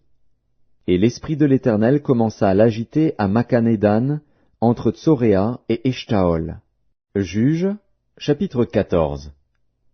Samson descendit à Timna, et il y vit une femme parmi les filles des Philistins. Lorsqu'il fut remonté, il le déclara à son père et à sa mère, et dit, « J'ai vu à Timna une femme parmi les filles des Philistins. Prenez-la maintenant pour ma femme. » Son père et sa mère lui dirent, « N'y a-t-il point de femme parmi les filles de tes frères et dans tout notre peuple, que tu ailles prendre une femme chez les Philistins, qui sont incirconcis ?» Et Samson dit à son père, « Prends-la pour moi, car elle me plaît. » Son père et sa mère ne savaient pas que cela venait de l'Éternel, car Samson cherchait une occasion de dispute de la part des Philistins. En ce temps-là, les Philistins dominaient sur Israël. Samson descendit avec son père et sa mère à Timna. Lorsqu'ils arrivèrent aux vignes de Timna, voici, un jeune lion rugissant vint à sa rencontre. L'Esprit de l'Éternel saisit Samson, et, sans avoir rien à la main, Samson déchira le lion comme on déchire un chevreau. Il ne dit point à son père et à sa mère ce qu'il avait fait. Il descendit et parla à la femme, et elle lui plut. Quelque temps après, il se rendit de nouveau à Timna pour la prendre, et se détourna pour voir le cadavre du lion. Et voici, il y avait un essaim d'abeilles et du miel dans le corps du lion. Il prit entre ses mains le miel, dont il mangea pendant la route. Et lorsqu'il fut arrivé près de son père et de sa mère, il leur en donna, et ils en mangèrent. Mais il ne leur dit pas qu'il avait pris ce miel dans le corps du lion. Le père de Samson descendit chez la femme. Et là, Samson fit un festin, car c'était la coutume des jeunes gens. Dès qu'on le vit, on invita 30 compagnons qui se tinrent avec lui. Samson leur dit, « Je vais vous proposer une énigme. Si vous me l'expliquez pendant les 7 jours du festin, et si vous la découvrez, je vous donnerai 30 chemises et 30 vêtements de rechange. Mais si vous ne pouvez pas me l'expliquer, ce sera vous qui me donnerez 30 chemises et 30 vêtements de rechange. » Ils lui dirent, « Propose ton énigme, et nous l'écouterons. » Et il leur dit, « De celui qui mange est sorti ce qui se mange, et du fort est sorti le doux. » Pendant 3 jours, ils ne purent expliquer l'énigme. Le 7e jour, ils dirent à la femme de Samson, « Persuade à ton mari de nous expliquer l'énigme, sinon nous te brûlerons, toi et la maison de ton père. C'est pour nous dépouiller que vous nous avez invités, n'est-ce pas ?» La femme de Samson pleurait auprès de lui, et disait, « Tu n'as pour moi que de la haine, et tu ne m'aimes pas. Tu as proposé une énigme aux enfants de mon peuple, et tu ne me l'as point expliquée. » Et il lui répondait, « Je ne l'ai expliqué ni à mon père ni à ma mère. Est-ce à toi que je l'expliquerai ?» Elle pleura auprès de lui pendant les 7 jours que dura leur festin, et le 7e jour, il la lui expliqua, car elle le tourmentait. Et elle donna l'explication de l'énigme aux enfants de son peuple. Les gens de la ville dirent à Samson le 7e jour, avant le coucher du soleil, « Quoi de plus doux que le miel, et quoi de plus fort que le lion ?» Et il leur dit, « Si vous n'aviez pas labouré avec ma génisse, vous n'auriez pas découvert mon énigme. » L'Esprit de l'Éternel le saisit, et il descendit à Ascalon. Il y tua 30 hommes, prit leurs dépouilles, et donna les vêtements de rechange à ceux qui avaient expliqué l'énigme. Il était enflammé de colère, et il monta à la maison de son père. Sa femme fut donnée à l'un de ses compagnons, avec lequel il était lié. Juges, chapitre 15. Quelque temps après, à l'époque de la moisson des blés, Samson alla voir sa femme, et lui porta un chevreau. Il dit, « Je veux entrer vers ma femme dans sa chambre. » Mais le père de sa femme ne lui permit pas d'entrer. « J'ai pensé, dit-il, que tu avais pour elle de la haine, et je l'ai donnée à ton compagnon. Est-ce que sa jeune sœur n'est pas plus belle qu'elle? Prends-la donc à sa place. » Samson leur dit, « Cette fois je ne serai pas coupable envers les Philistins si je leur fais du mal. » Samson s'en alla, il attrapa 300 renards et prit des flambeaux. Puis il tourna queue contre queue et mit un flambeau entre deux queues au milieu. Il alluma les flambeaux, lâcha les renards dans les blés des Philistins et embrasa les tas de gerbes, le blé sur pied, et jusqu'aux plantations d'oliviers. Les Philistins dirent, « Qui a fait cela ?» On répondit, « Samson, le gendre du Timnien, parce que celui-ci lui a pris sa femme et l'a donnée à son compagnon. » Et les Philistins montèrent, et ils la brûlèrent, elle et son père. Samson leur dit, « Est-ce ainsi que vous agissez ? Je ne cesserai qu'après m'être vengé de vous. » Il les battit rudement, dos et ventre. Puis il descendit et se retira dans la caverne du rocher d'Étam. Alors les Philistins se mirent en marche, campèrent en Juda, et s'étendirent jusqu'à Léchi. Les hommes de Juda dirent, « Pourquoi êtes-vous montés contre nous ?» Ils répondirent, « Nous sommes montés pour lier Samson, afin de le traiter comme il nous a traités. » Sur quoi 3000 hommes de Juda descendirent à la caverne du rocher d'Étam et dirent à Samson, « Ne sais-tu pas que les Philistins dominent sur nous? Que nous as-tu donc fait ?» Il leur répondit, « Je les ai traités comme ils m'ont traité. » Ils lui dirent, « Nous sommes descendus pour te lier, afin de te livrer entre les mains des Philistins. » Samson leur dit, « Jurez-moi que vous ne me tuerez pas. » Ils lui répondirent, « Non, nous voulons seulement te lier et te livrer entre leurs mains, mais nous ne te ferons pas mourir. » Et ils le lièrent avec 2 cordes neuves et le firent sortir du rocher. Lorsqu'il arriva à Léchi, les Philistins poussèrent des cris à sa rencontre. Alors l'Esprit de l'Éternel le saisit. Les cordes qu'il avait au bras devinrent comme du lin brûlé par le feu, et ses liens tombèrent de ses mains. Il trouva une mâchoire d'âne fraîche, il étendit sa main pour la prendre, et il en tua 1000 hommes. Et Samson dit, « Avec une mâchoire d'âne, un monceau, 2 monceaux.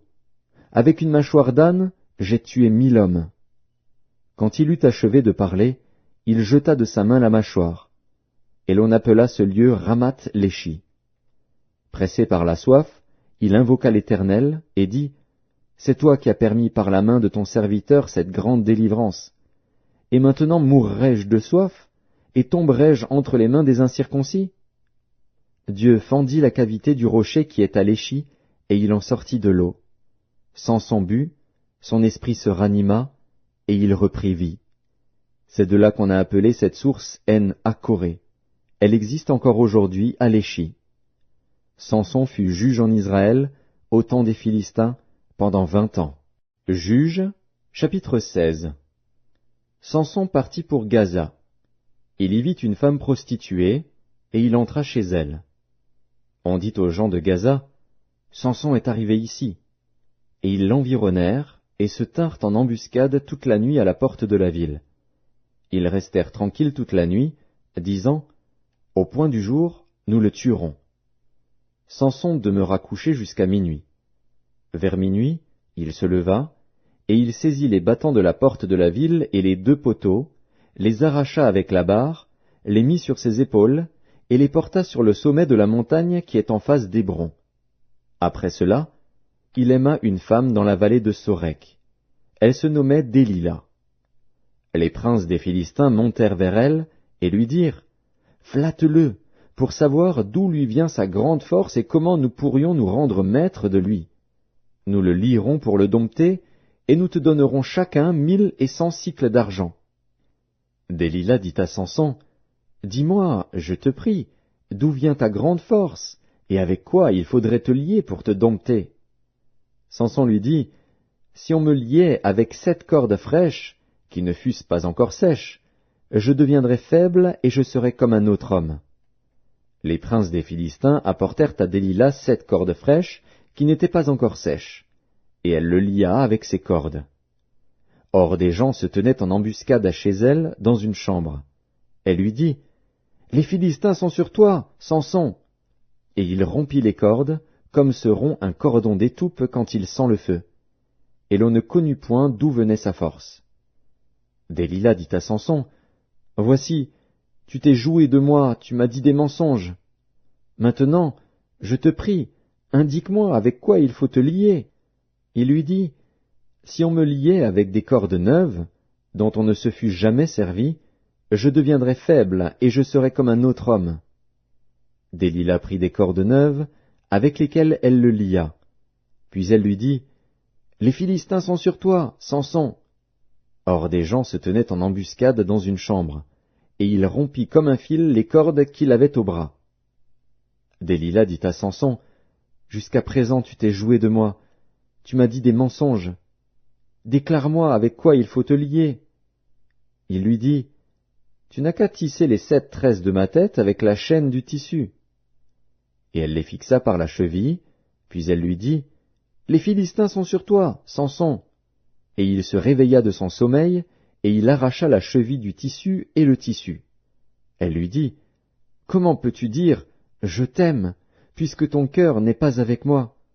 Voilà 3 fois que tu t'es joué de moi, et tu ne m'as pas déclaré d'où vient ta grande force.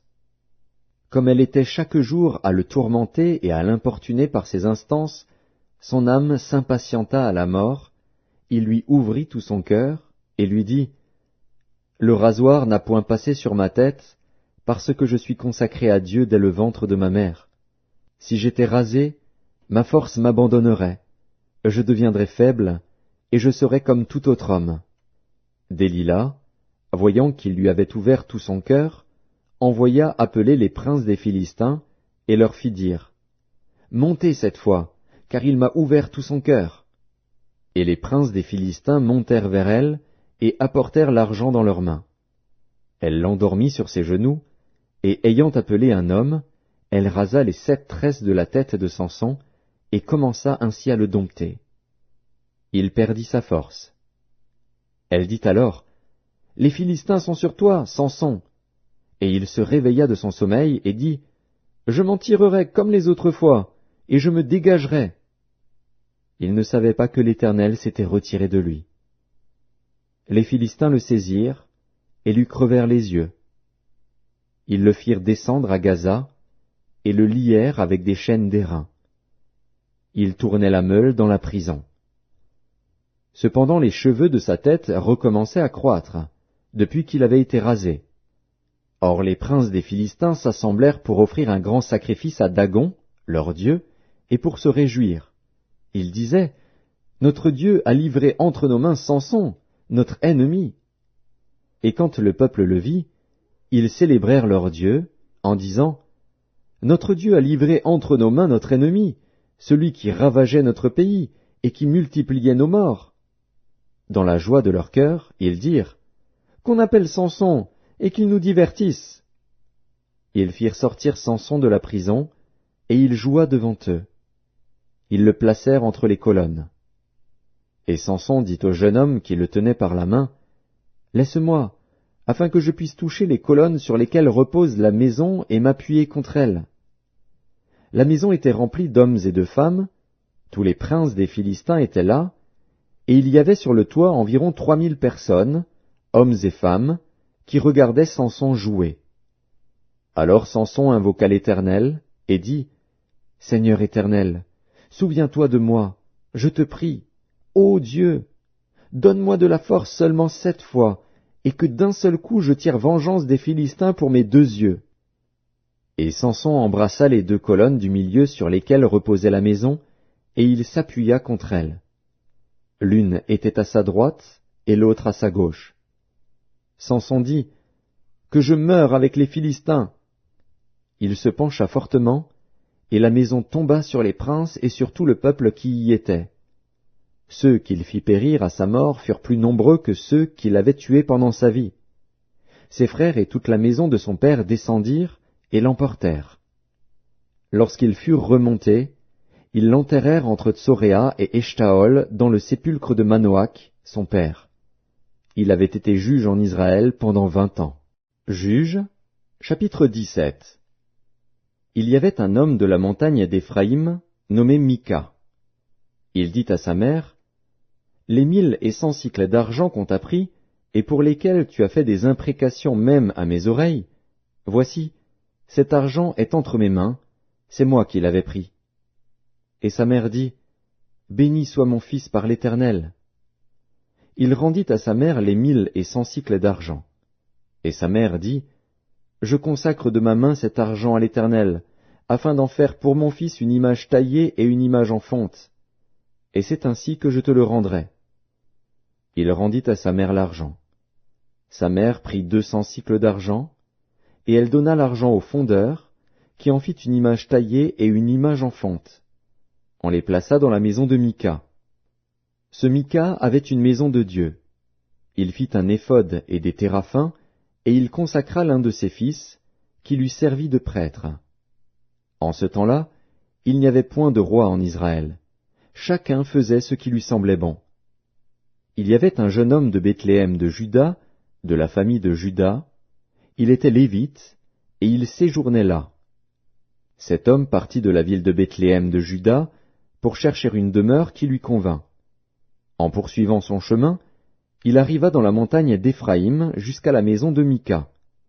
Mika lui dit, « D'où viens-tu » Il lui répondit, « Je suis lévite, de Bethléem de Juda, et je voyage pour chercher une demeure qui me convienne. » Mika lui dit, « Reste avec moi, tu me serviras de père et de prêtre, et je te donnerai 10 cycles d'argent par année, les vêtements dont tu auras besoin, et ton entretien. » Et le Lévite entra. Il se décida ainsi à rester avec cet homme, qui regarda le jeune homme comme l'un de ses fils. Mika consacra le Lévite, et ce jeune homme lui servit de prêtre et demeura dans sa maison. Et Mika dit, « Maintenant, je sais que l'Éternel me fera du bien, puisque j'ai ce Lévite pour prêtre. » Juges, chapitre 18. En ce temps-là, il n'y avait point de roi en Israël, et la tribu des Danites se cherchait une possession pour s'établir, car jusqu'à ce jour il ne lui était point échu d'héritage au milieu des tribus d'Israël. Les fils de Dan prirent sur eux tous, parmi leurs familles, 5 hommes vaillants, qu'ils envoyèrent de Tsoréa et d'Eshtaol, pour explorer le pays et pour l'examiner. Ils leur dirent, « Allez, examinez le pays. » Ils arrivèrent dans la montagne d'Éphraïm jusqu'à la maison de Mika, et ils y passèrent la nuit. Comme ils étaient près de la maison de Mika, ils reconnurent la voix du jeune Lévite, s'approchèrent et lui dirent, « Qui t'a amené ici? Que fais-tu dans ce lieu? Et qu'as-tu ici? » Il leur répondit, « Mika fait pour moi telle et telle chose. Il me donne un salaire, et je lui sers de prêtre. » Ils lui dirent, « Consulte Dieu, afin que nous sachions si notre voyage aura du succès. » Et le prêtre leur répondit, « Allez en paix.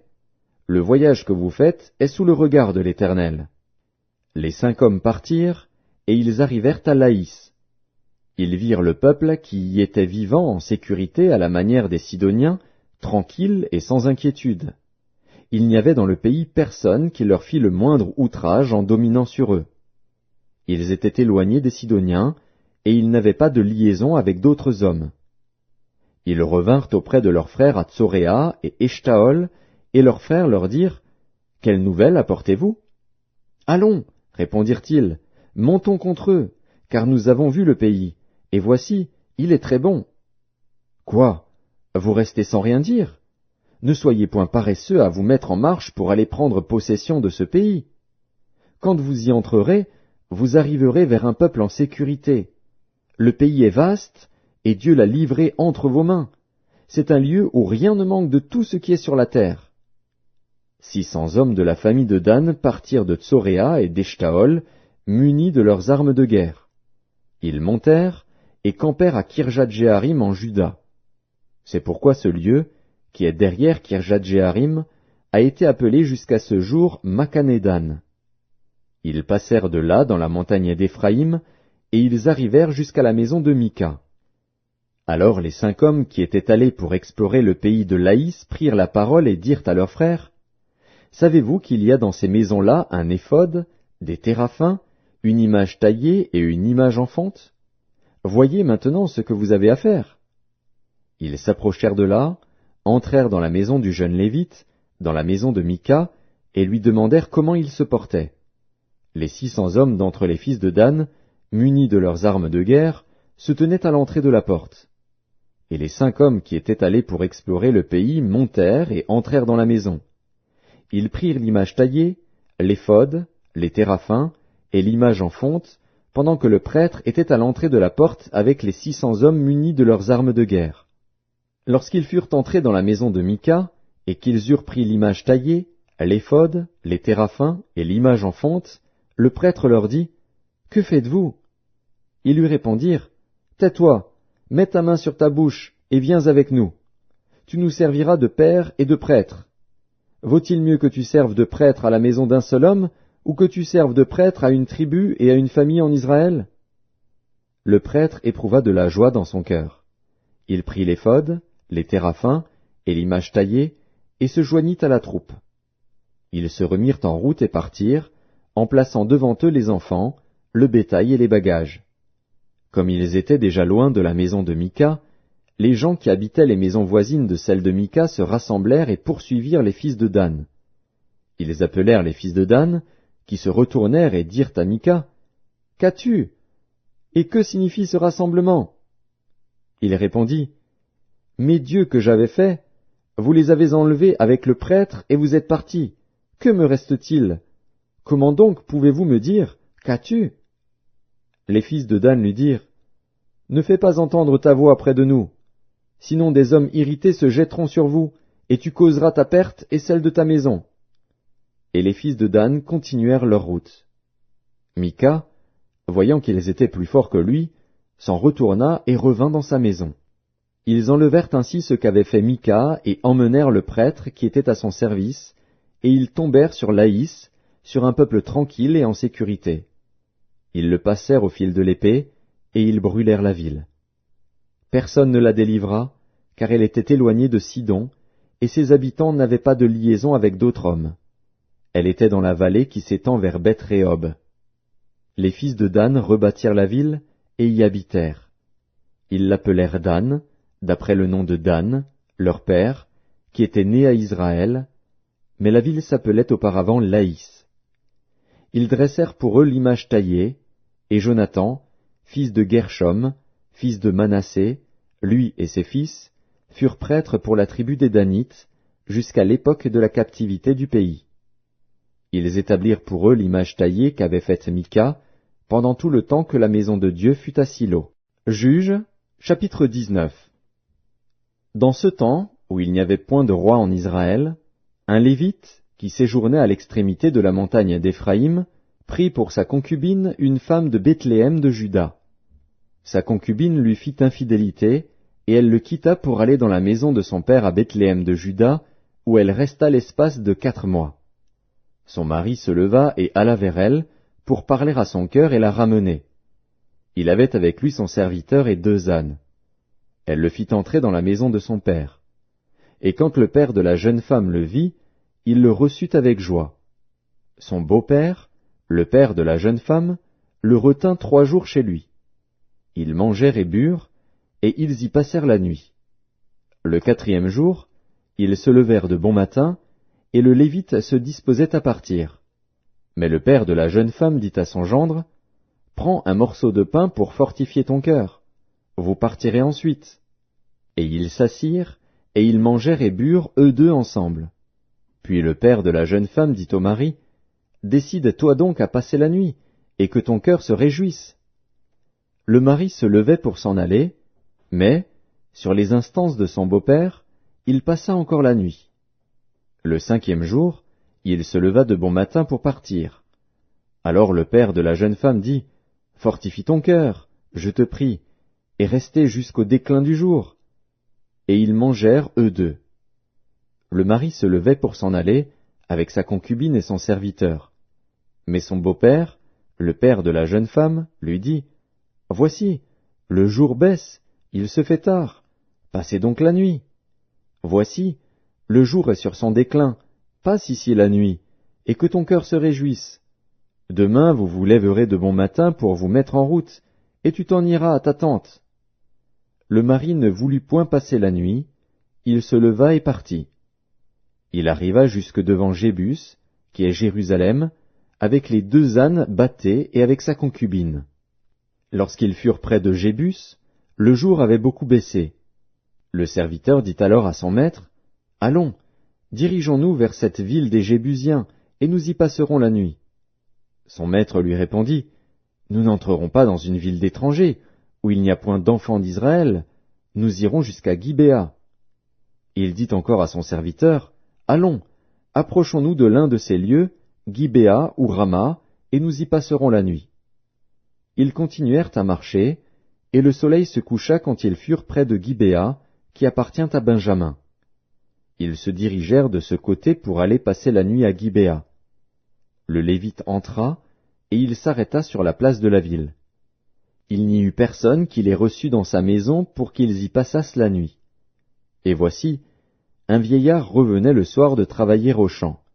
Cet homme était de la montagne d'Éphraïm, il séjournait à Gibéa, et les gens du lieu étaient benjamites. Il leva les yeux, et vit le voyageur sur la place de la ville. Et le vieillard lui dit, « Où vas-tu, et d'où viens-tu » Il lui répondit, « Nous allons de Bethléem de Juda jusqu'à l'extrémité de la montagne d'Éphraïm, d'où je suis. J'étais allé à Bethléem de Juda, et je me rends à la maison de l'Éternel. Mais il n'y a personne qui me reçoive dans sa demeure. Nous avons cependant de la paille et du fourrage pour nos ânes. Nous avons aussi du pain et du vin pour moi, pour ta servante, et pour le garçon qui est avec tes serviteurs. Il ne nous manque rien. » Le vieillard dit, « Que la paix soit avec toi. Je me charge de tous tes besoins, tu ne passeras pas la nuit sur la place. » Il les fit entrer dans sa maison, et il donna du fourrage aux ânes. Les voyageurs se lavèrent les pieds, puis ils mangèrent et burent. Pendant qu'ils étaient à se réjouir, voici, les hommes de la ville, gens pervers, entourèrent la maison, frappèrent à la porte, et dirent au vieillard, maître de la maison, « Fais sortir l'homme qui est entré chez toi, pour que nous le connaissions. » Le maître de la maison, se présentant à eux, leur dit, « Non, mes frères, ne faites pas le mal, je vous prie, puisque cet homme est entré dans ma maison, ne commettez pas cette infamie. Voici, j'ai une fille vierge, et cet homme a une concubine. Je vous les amènerai dehors, vous les déshonorerez, et vous leur ferez ce qu'il vous plaira. Mais ne commettez pas sur cet homme une action aussi infâme. » Ces gens ne voulurent point l'écouter. Alors l'homme prit sa concubine, et la leur amena dehors. Ils la connurent, et ils abusèrent d'elle toute la nuit jusqu'au matin. Puis ils la renvoyèrent au lever de l'aurore. Vers le matin, cette femme alla tomber à l'entrée de la maison de l'homme chez qui était son mari, et elle resta là jusqu'au jour. Et le matin, son mari se leva, ouvrit la porte de la maison, et sortit pour continuer son chemin. Mais voici, la femme, sa concubine, était étendue à l'entrée de la maison, les mains sur le seuil.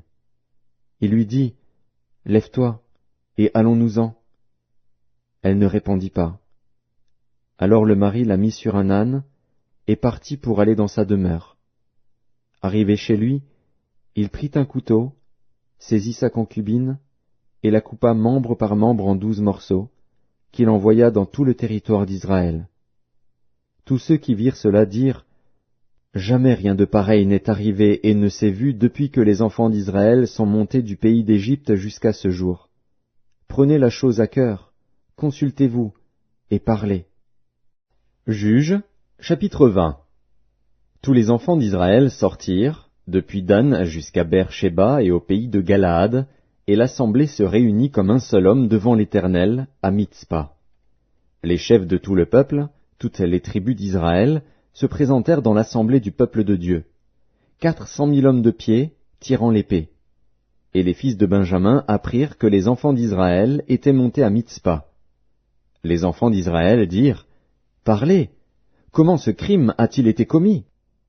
Alors le Lévite, le mari de la femme qui avait été tuée, prit la parole et dit, « J'étais arrivé, avec ma concubine, à Gibéa de Benjamin, pour y passer la nuit. Les habitants de Gibéa se sont soulevés contre moi, et ont entouré pendant la nuit la maison où j'étais.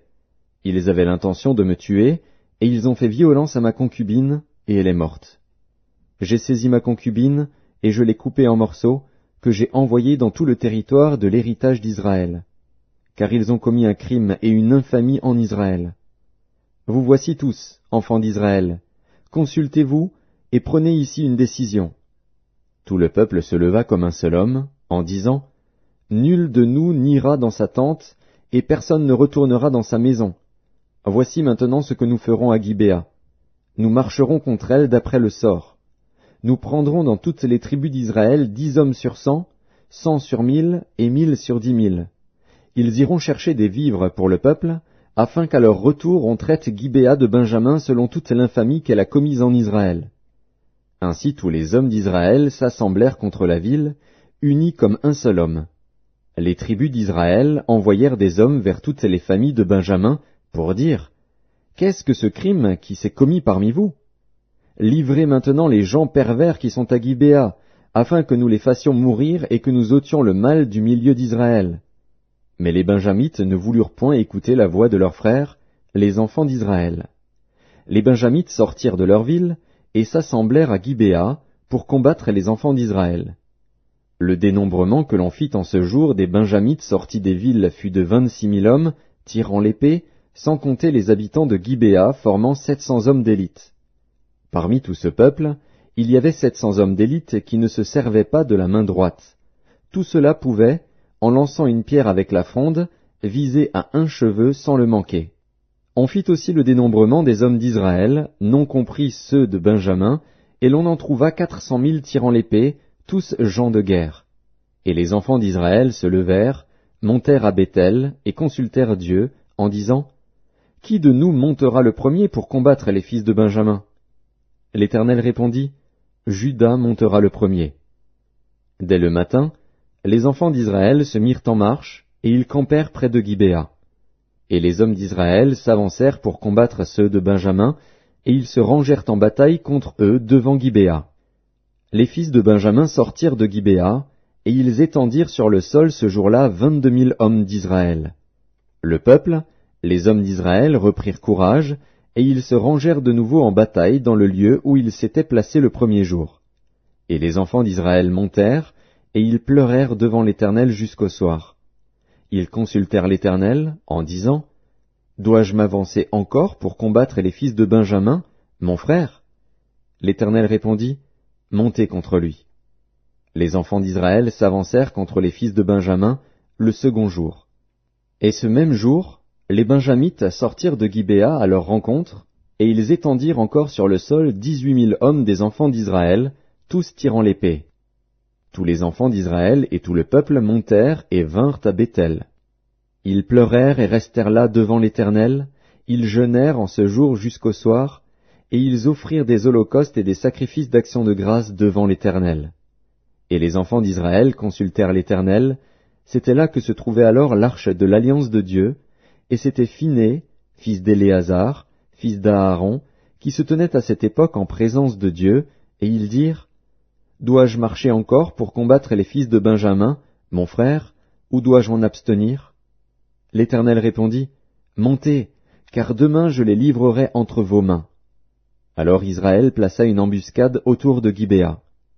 Les enfants d'Israël montèrent contre les fils de Benjamin, le troisième jour, et ils se rangèrent en bataille devant Gibéa, comme les autres fois. Et les fils de Benjamin sortirent à la rencontre du peuple, et ils se laissèrent attirer loin de la ville. Ils commencèrent à frapper à mort parmi le peuple, comme les autres fois, sur les routes dont l'une monte à Béthel et l'autre à Gibéa par la campagne, et ils tuèrent environ 30 hommes d'Israël. Les fils de Benjamin disaient, « Les voilà battus devant nous comme auparavant. » Mais les enfants d'Israël disaient, « Fuyons, et attirons-les loin de la ville dans les chemins. » Tous les hommes d'Israël quittèrent leur position, et se rangèrent à Baal-Tamar. Et l'embuscade d'Israël s'élança du lieu où elle était, de Maharé-Gibéa. 10 000 hommes choisis sur tout Israël arrivèrent devant Gibéa. Le combat fut rude, et les Benjamites ne se doutaient pas du désastre qu'ils allaient éprouver. L'Éternel battit Benjamin devant Israël, et les enfants d'Israël tuèrent ce jour-là 25 100 hommes de Benjamin, tous tirant l'épée.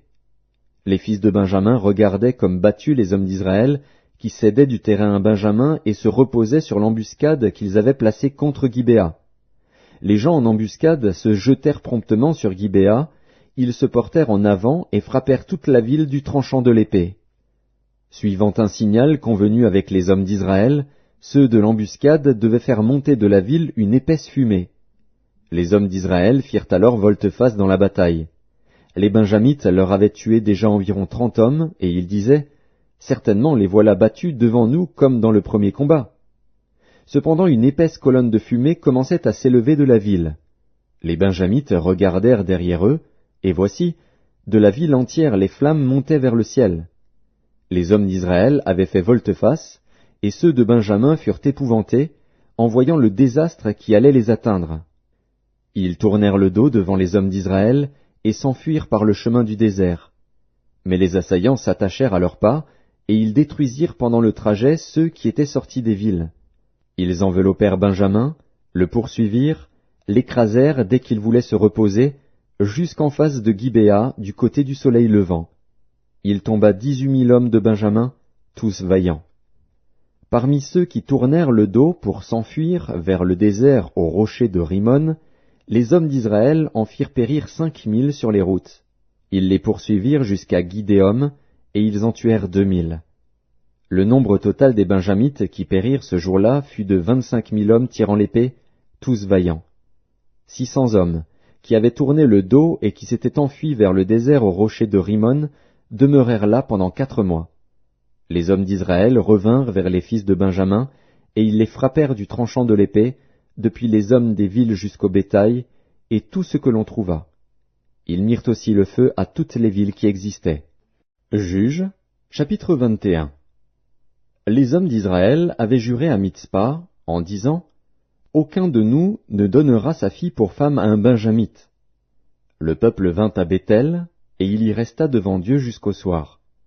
Ils élevèrent la voix, ils versèrent d'abondantes larmes, et ils dirent, « Ô Éternel, Dieu d'Israël, pourquoi est-il arrivé en Israël qu'il manque aujourd'hui une tribu d'Israël ?» Le lendemain, le peuple se leva de bon matin. Ils bâtirent là un autel, et ils offrirent des holocaustes et des sacrifices d'action de grâce. Les enfants d'Israël dirent, « Quel est celui d'entre toutes les tribus d'Israël qui n'est pas monté à l'assemblée devant l'Éternel ? Car on avait fait un serment solennel contre quiconque ne monterait pas vers l'Éternel à Mitzpa, on avait dit, il sera puni de mort. » Les enfants d'Israël éprouvaient du repentir au sujet de Benjamin, leur frère, et ils disaient, « Aujourd'hui une tribu a été retranchée d'Israël. Que ferons-nous pour procurer des femmes à ceux qui ont survécu, puisque nous avons juré par l'Éternel de ne pas leur donner de nos filles pour femmes ?»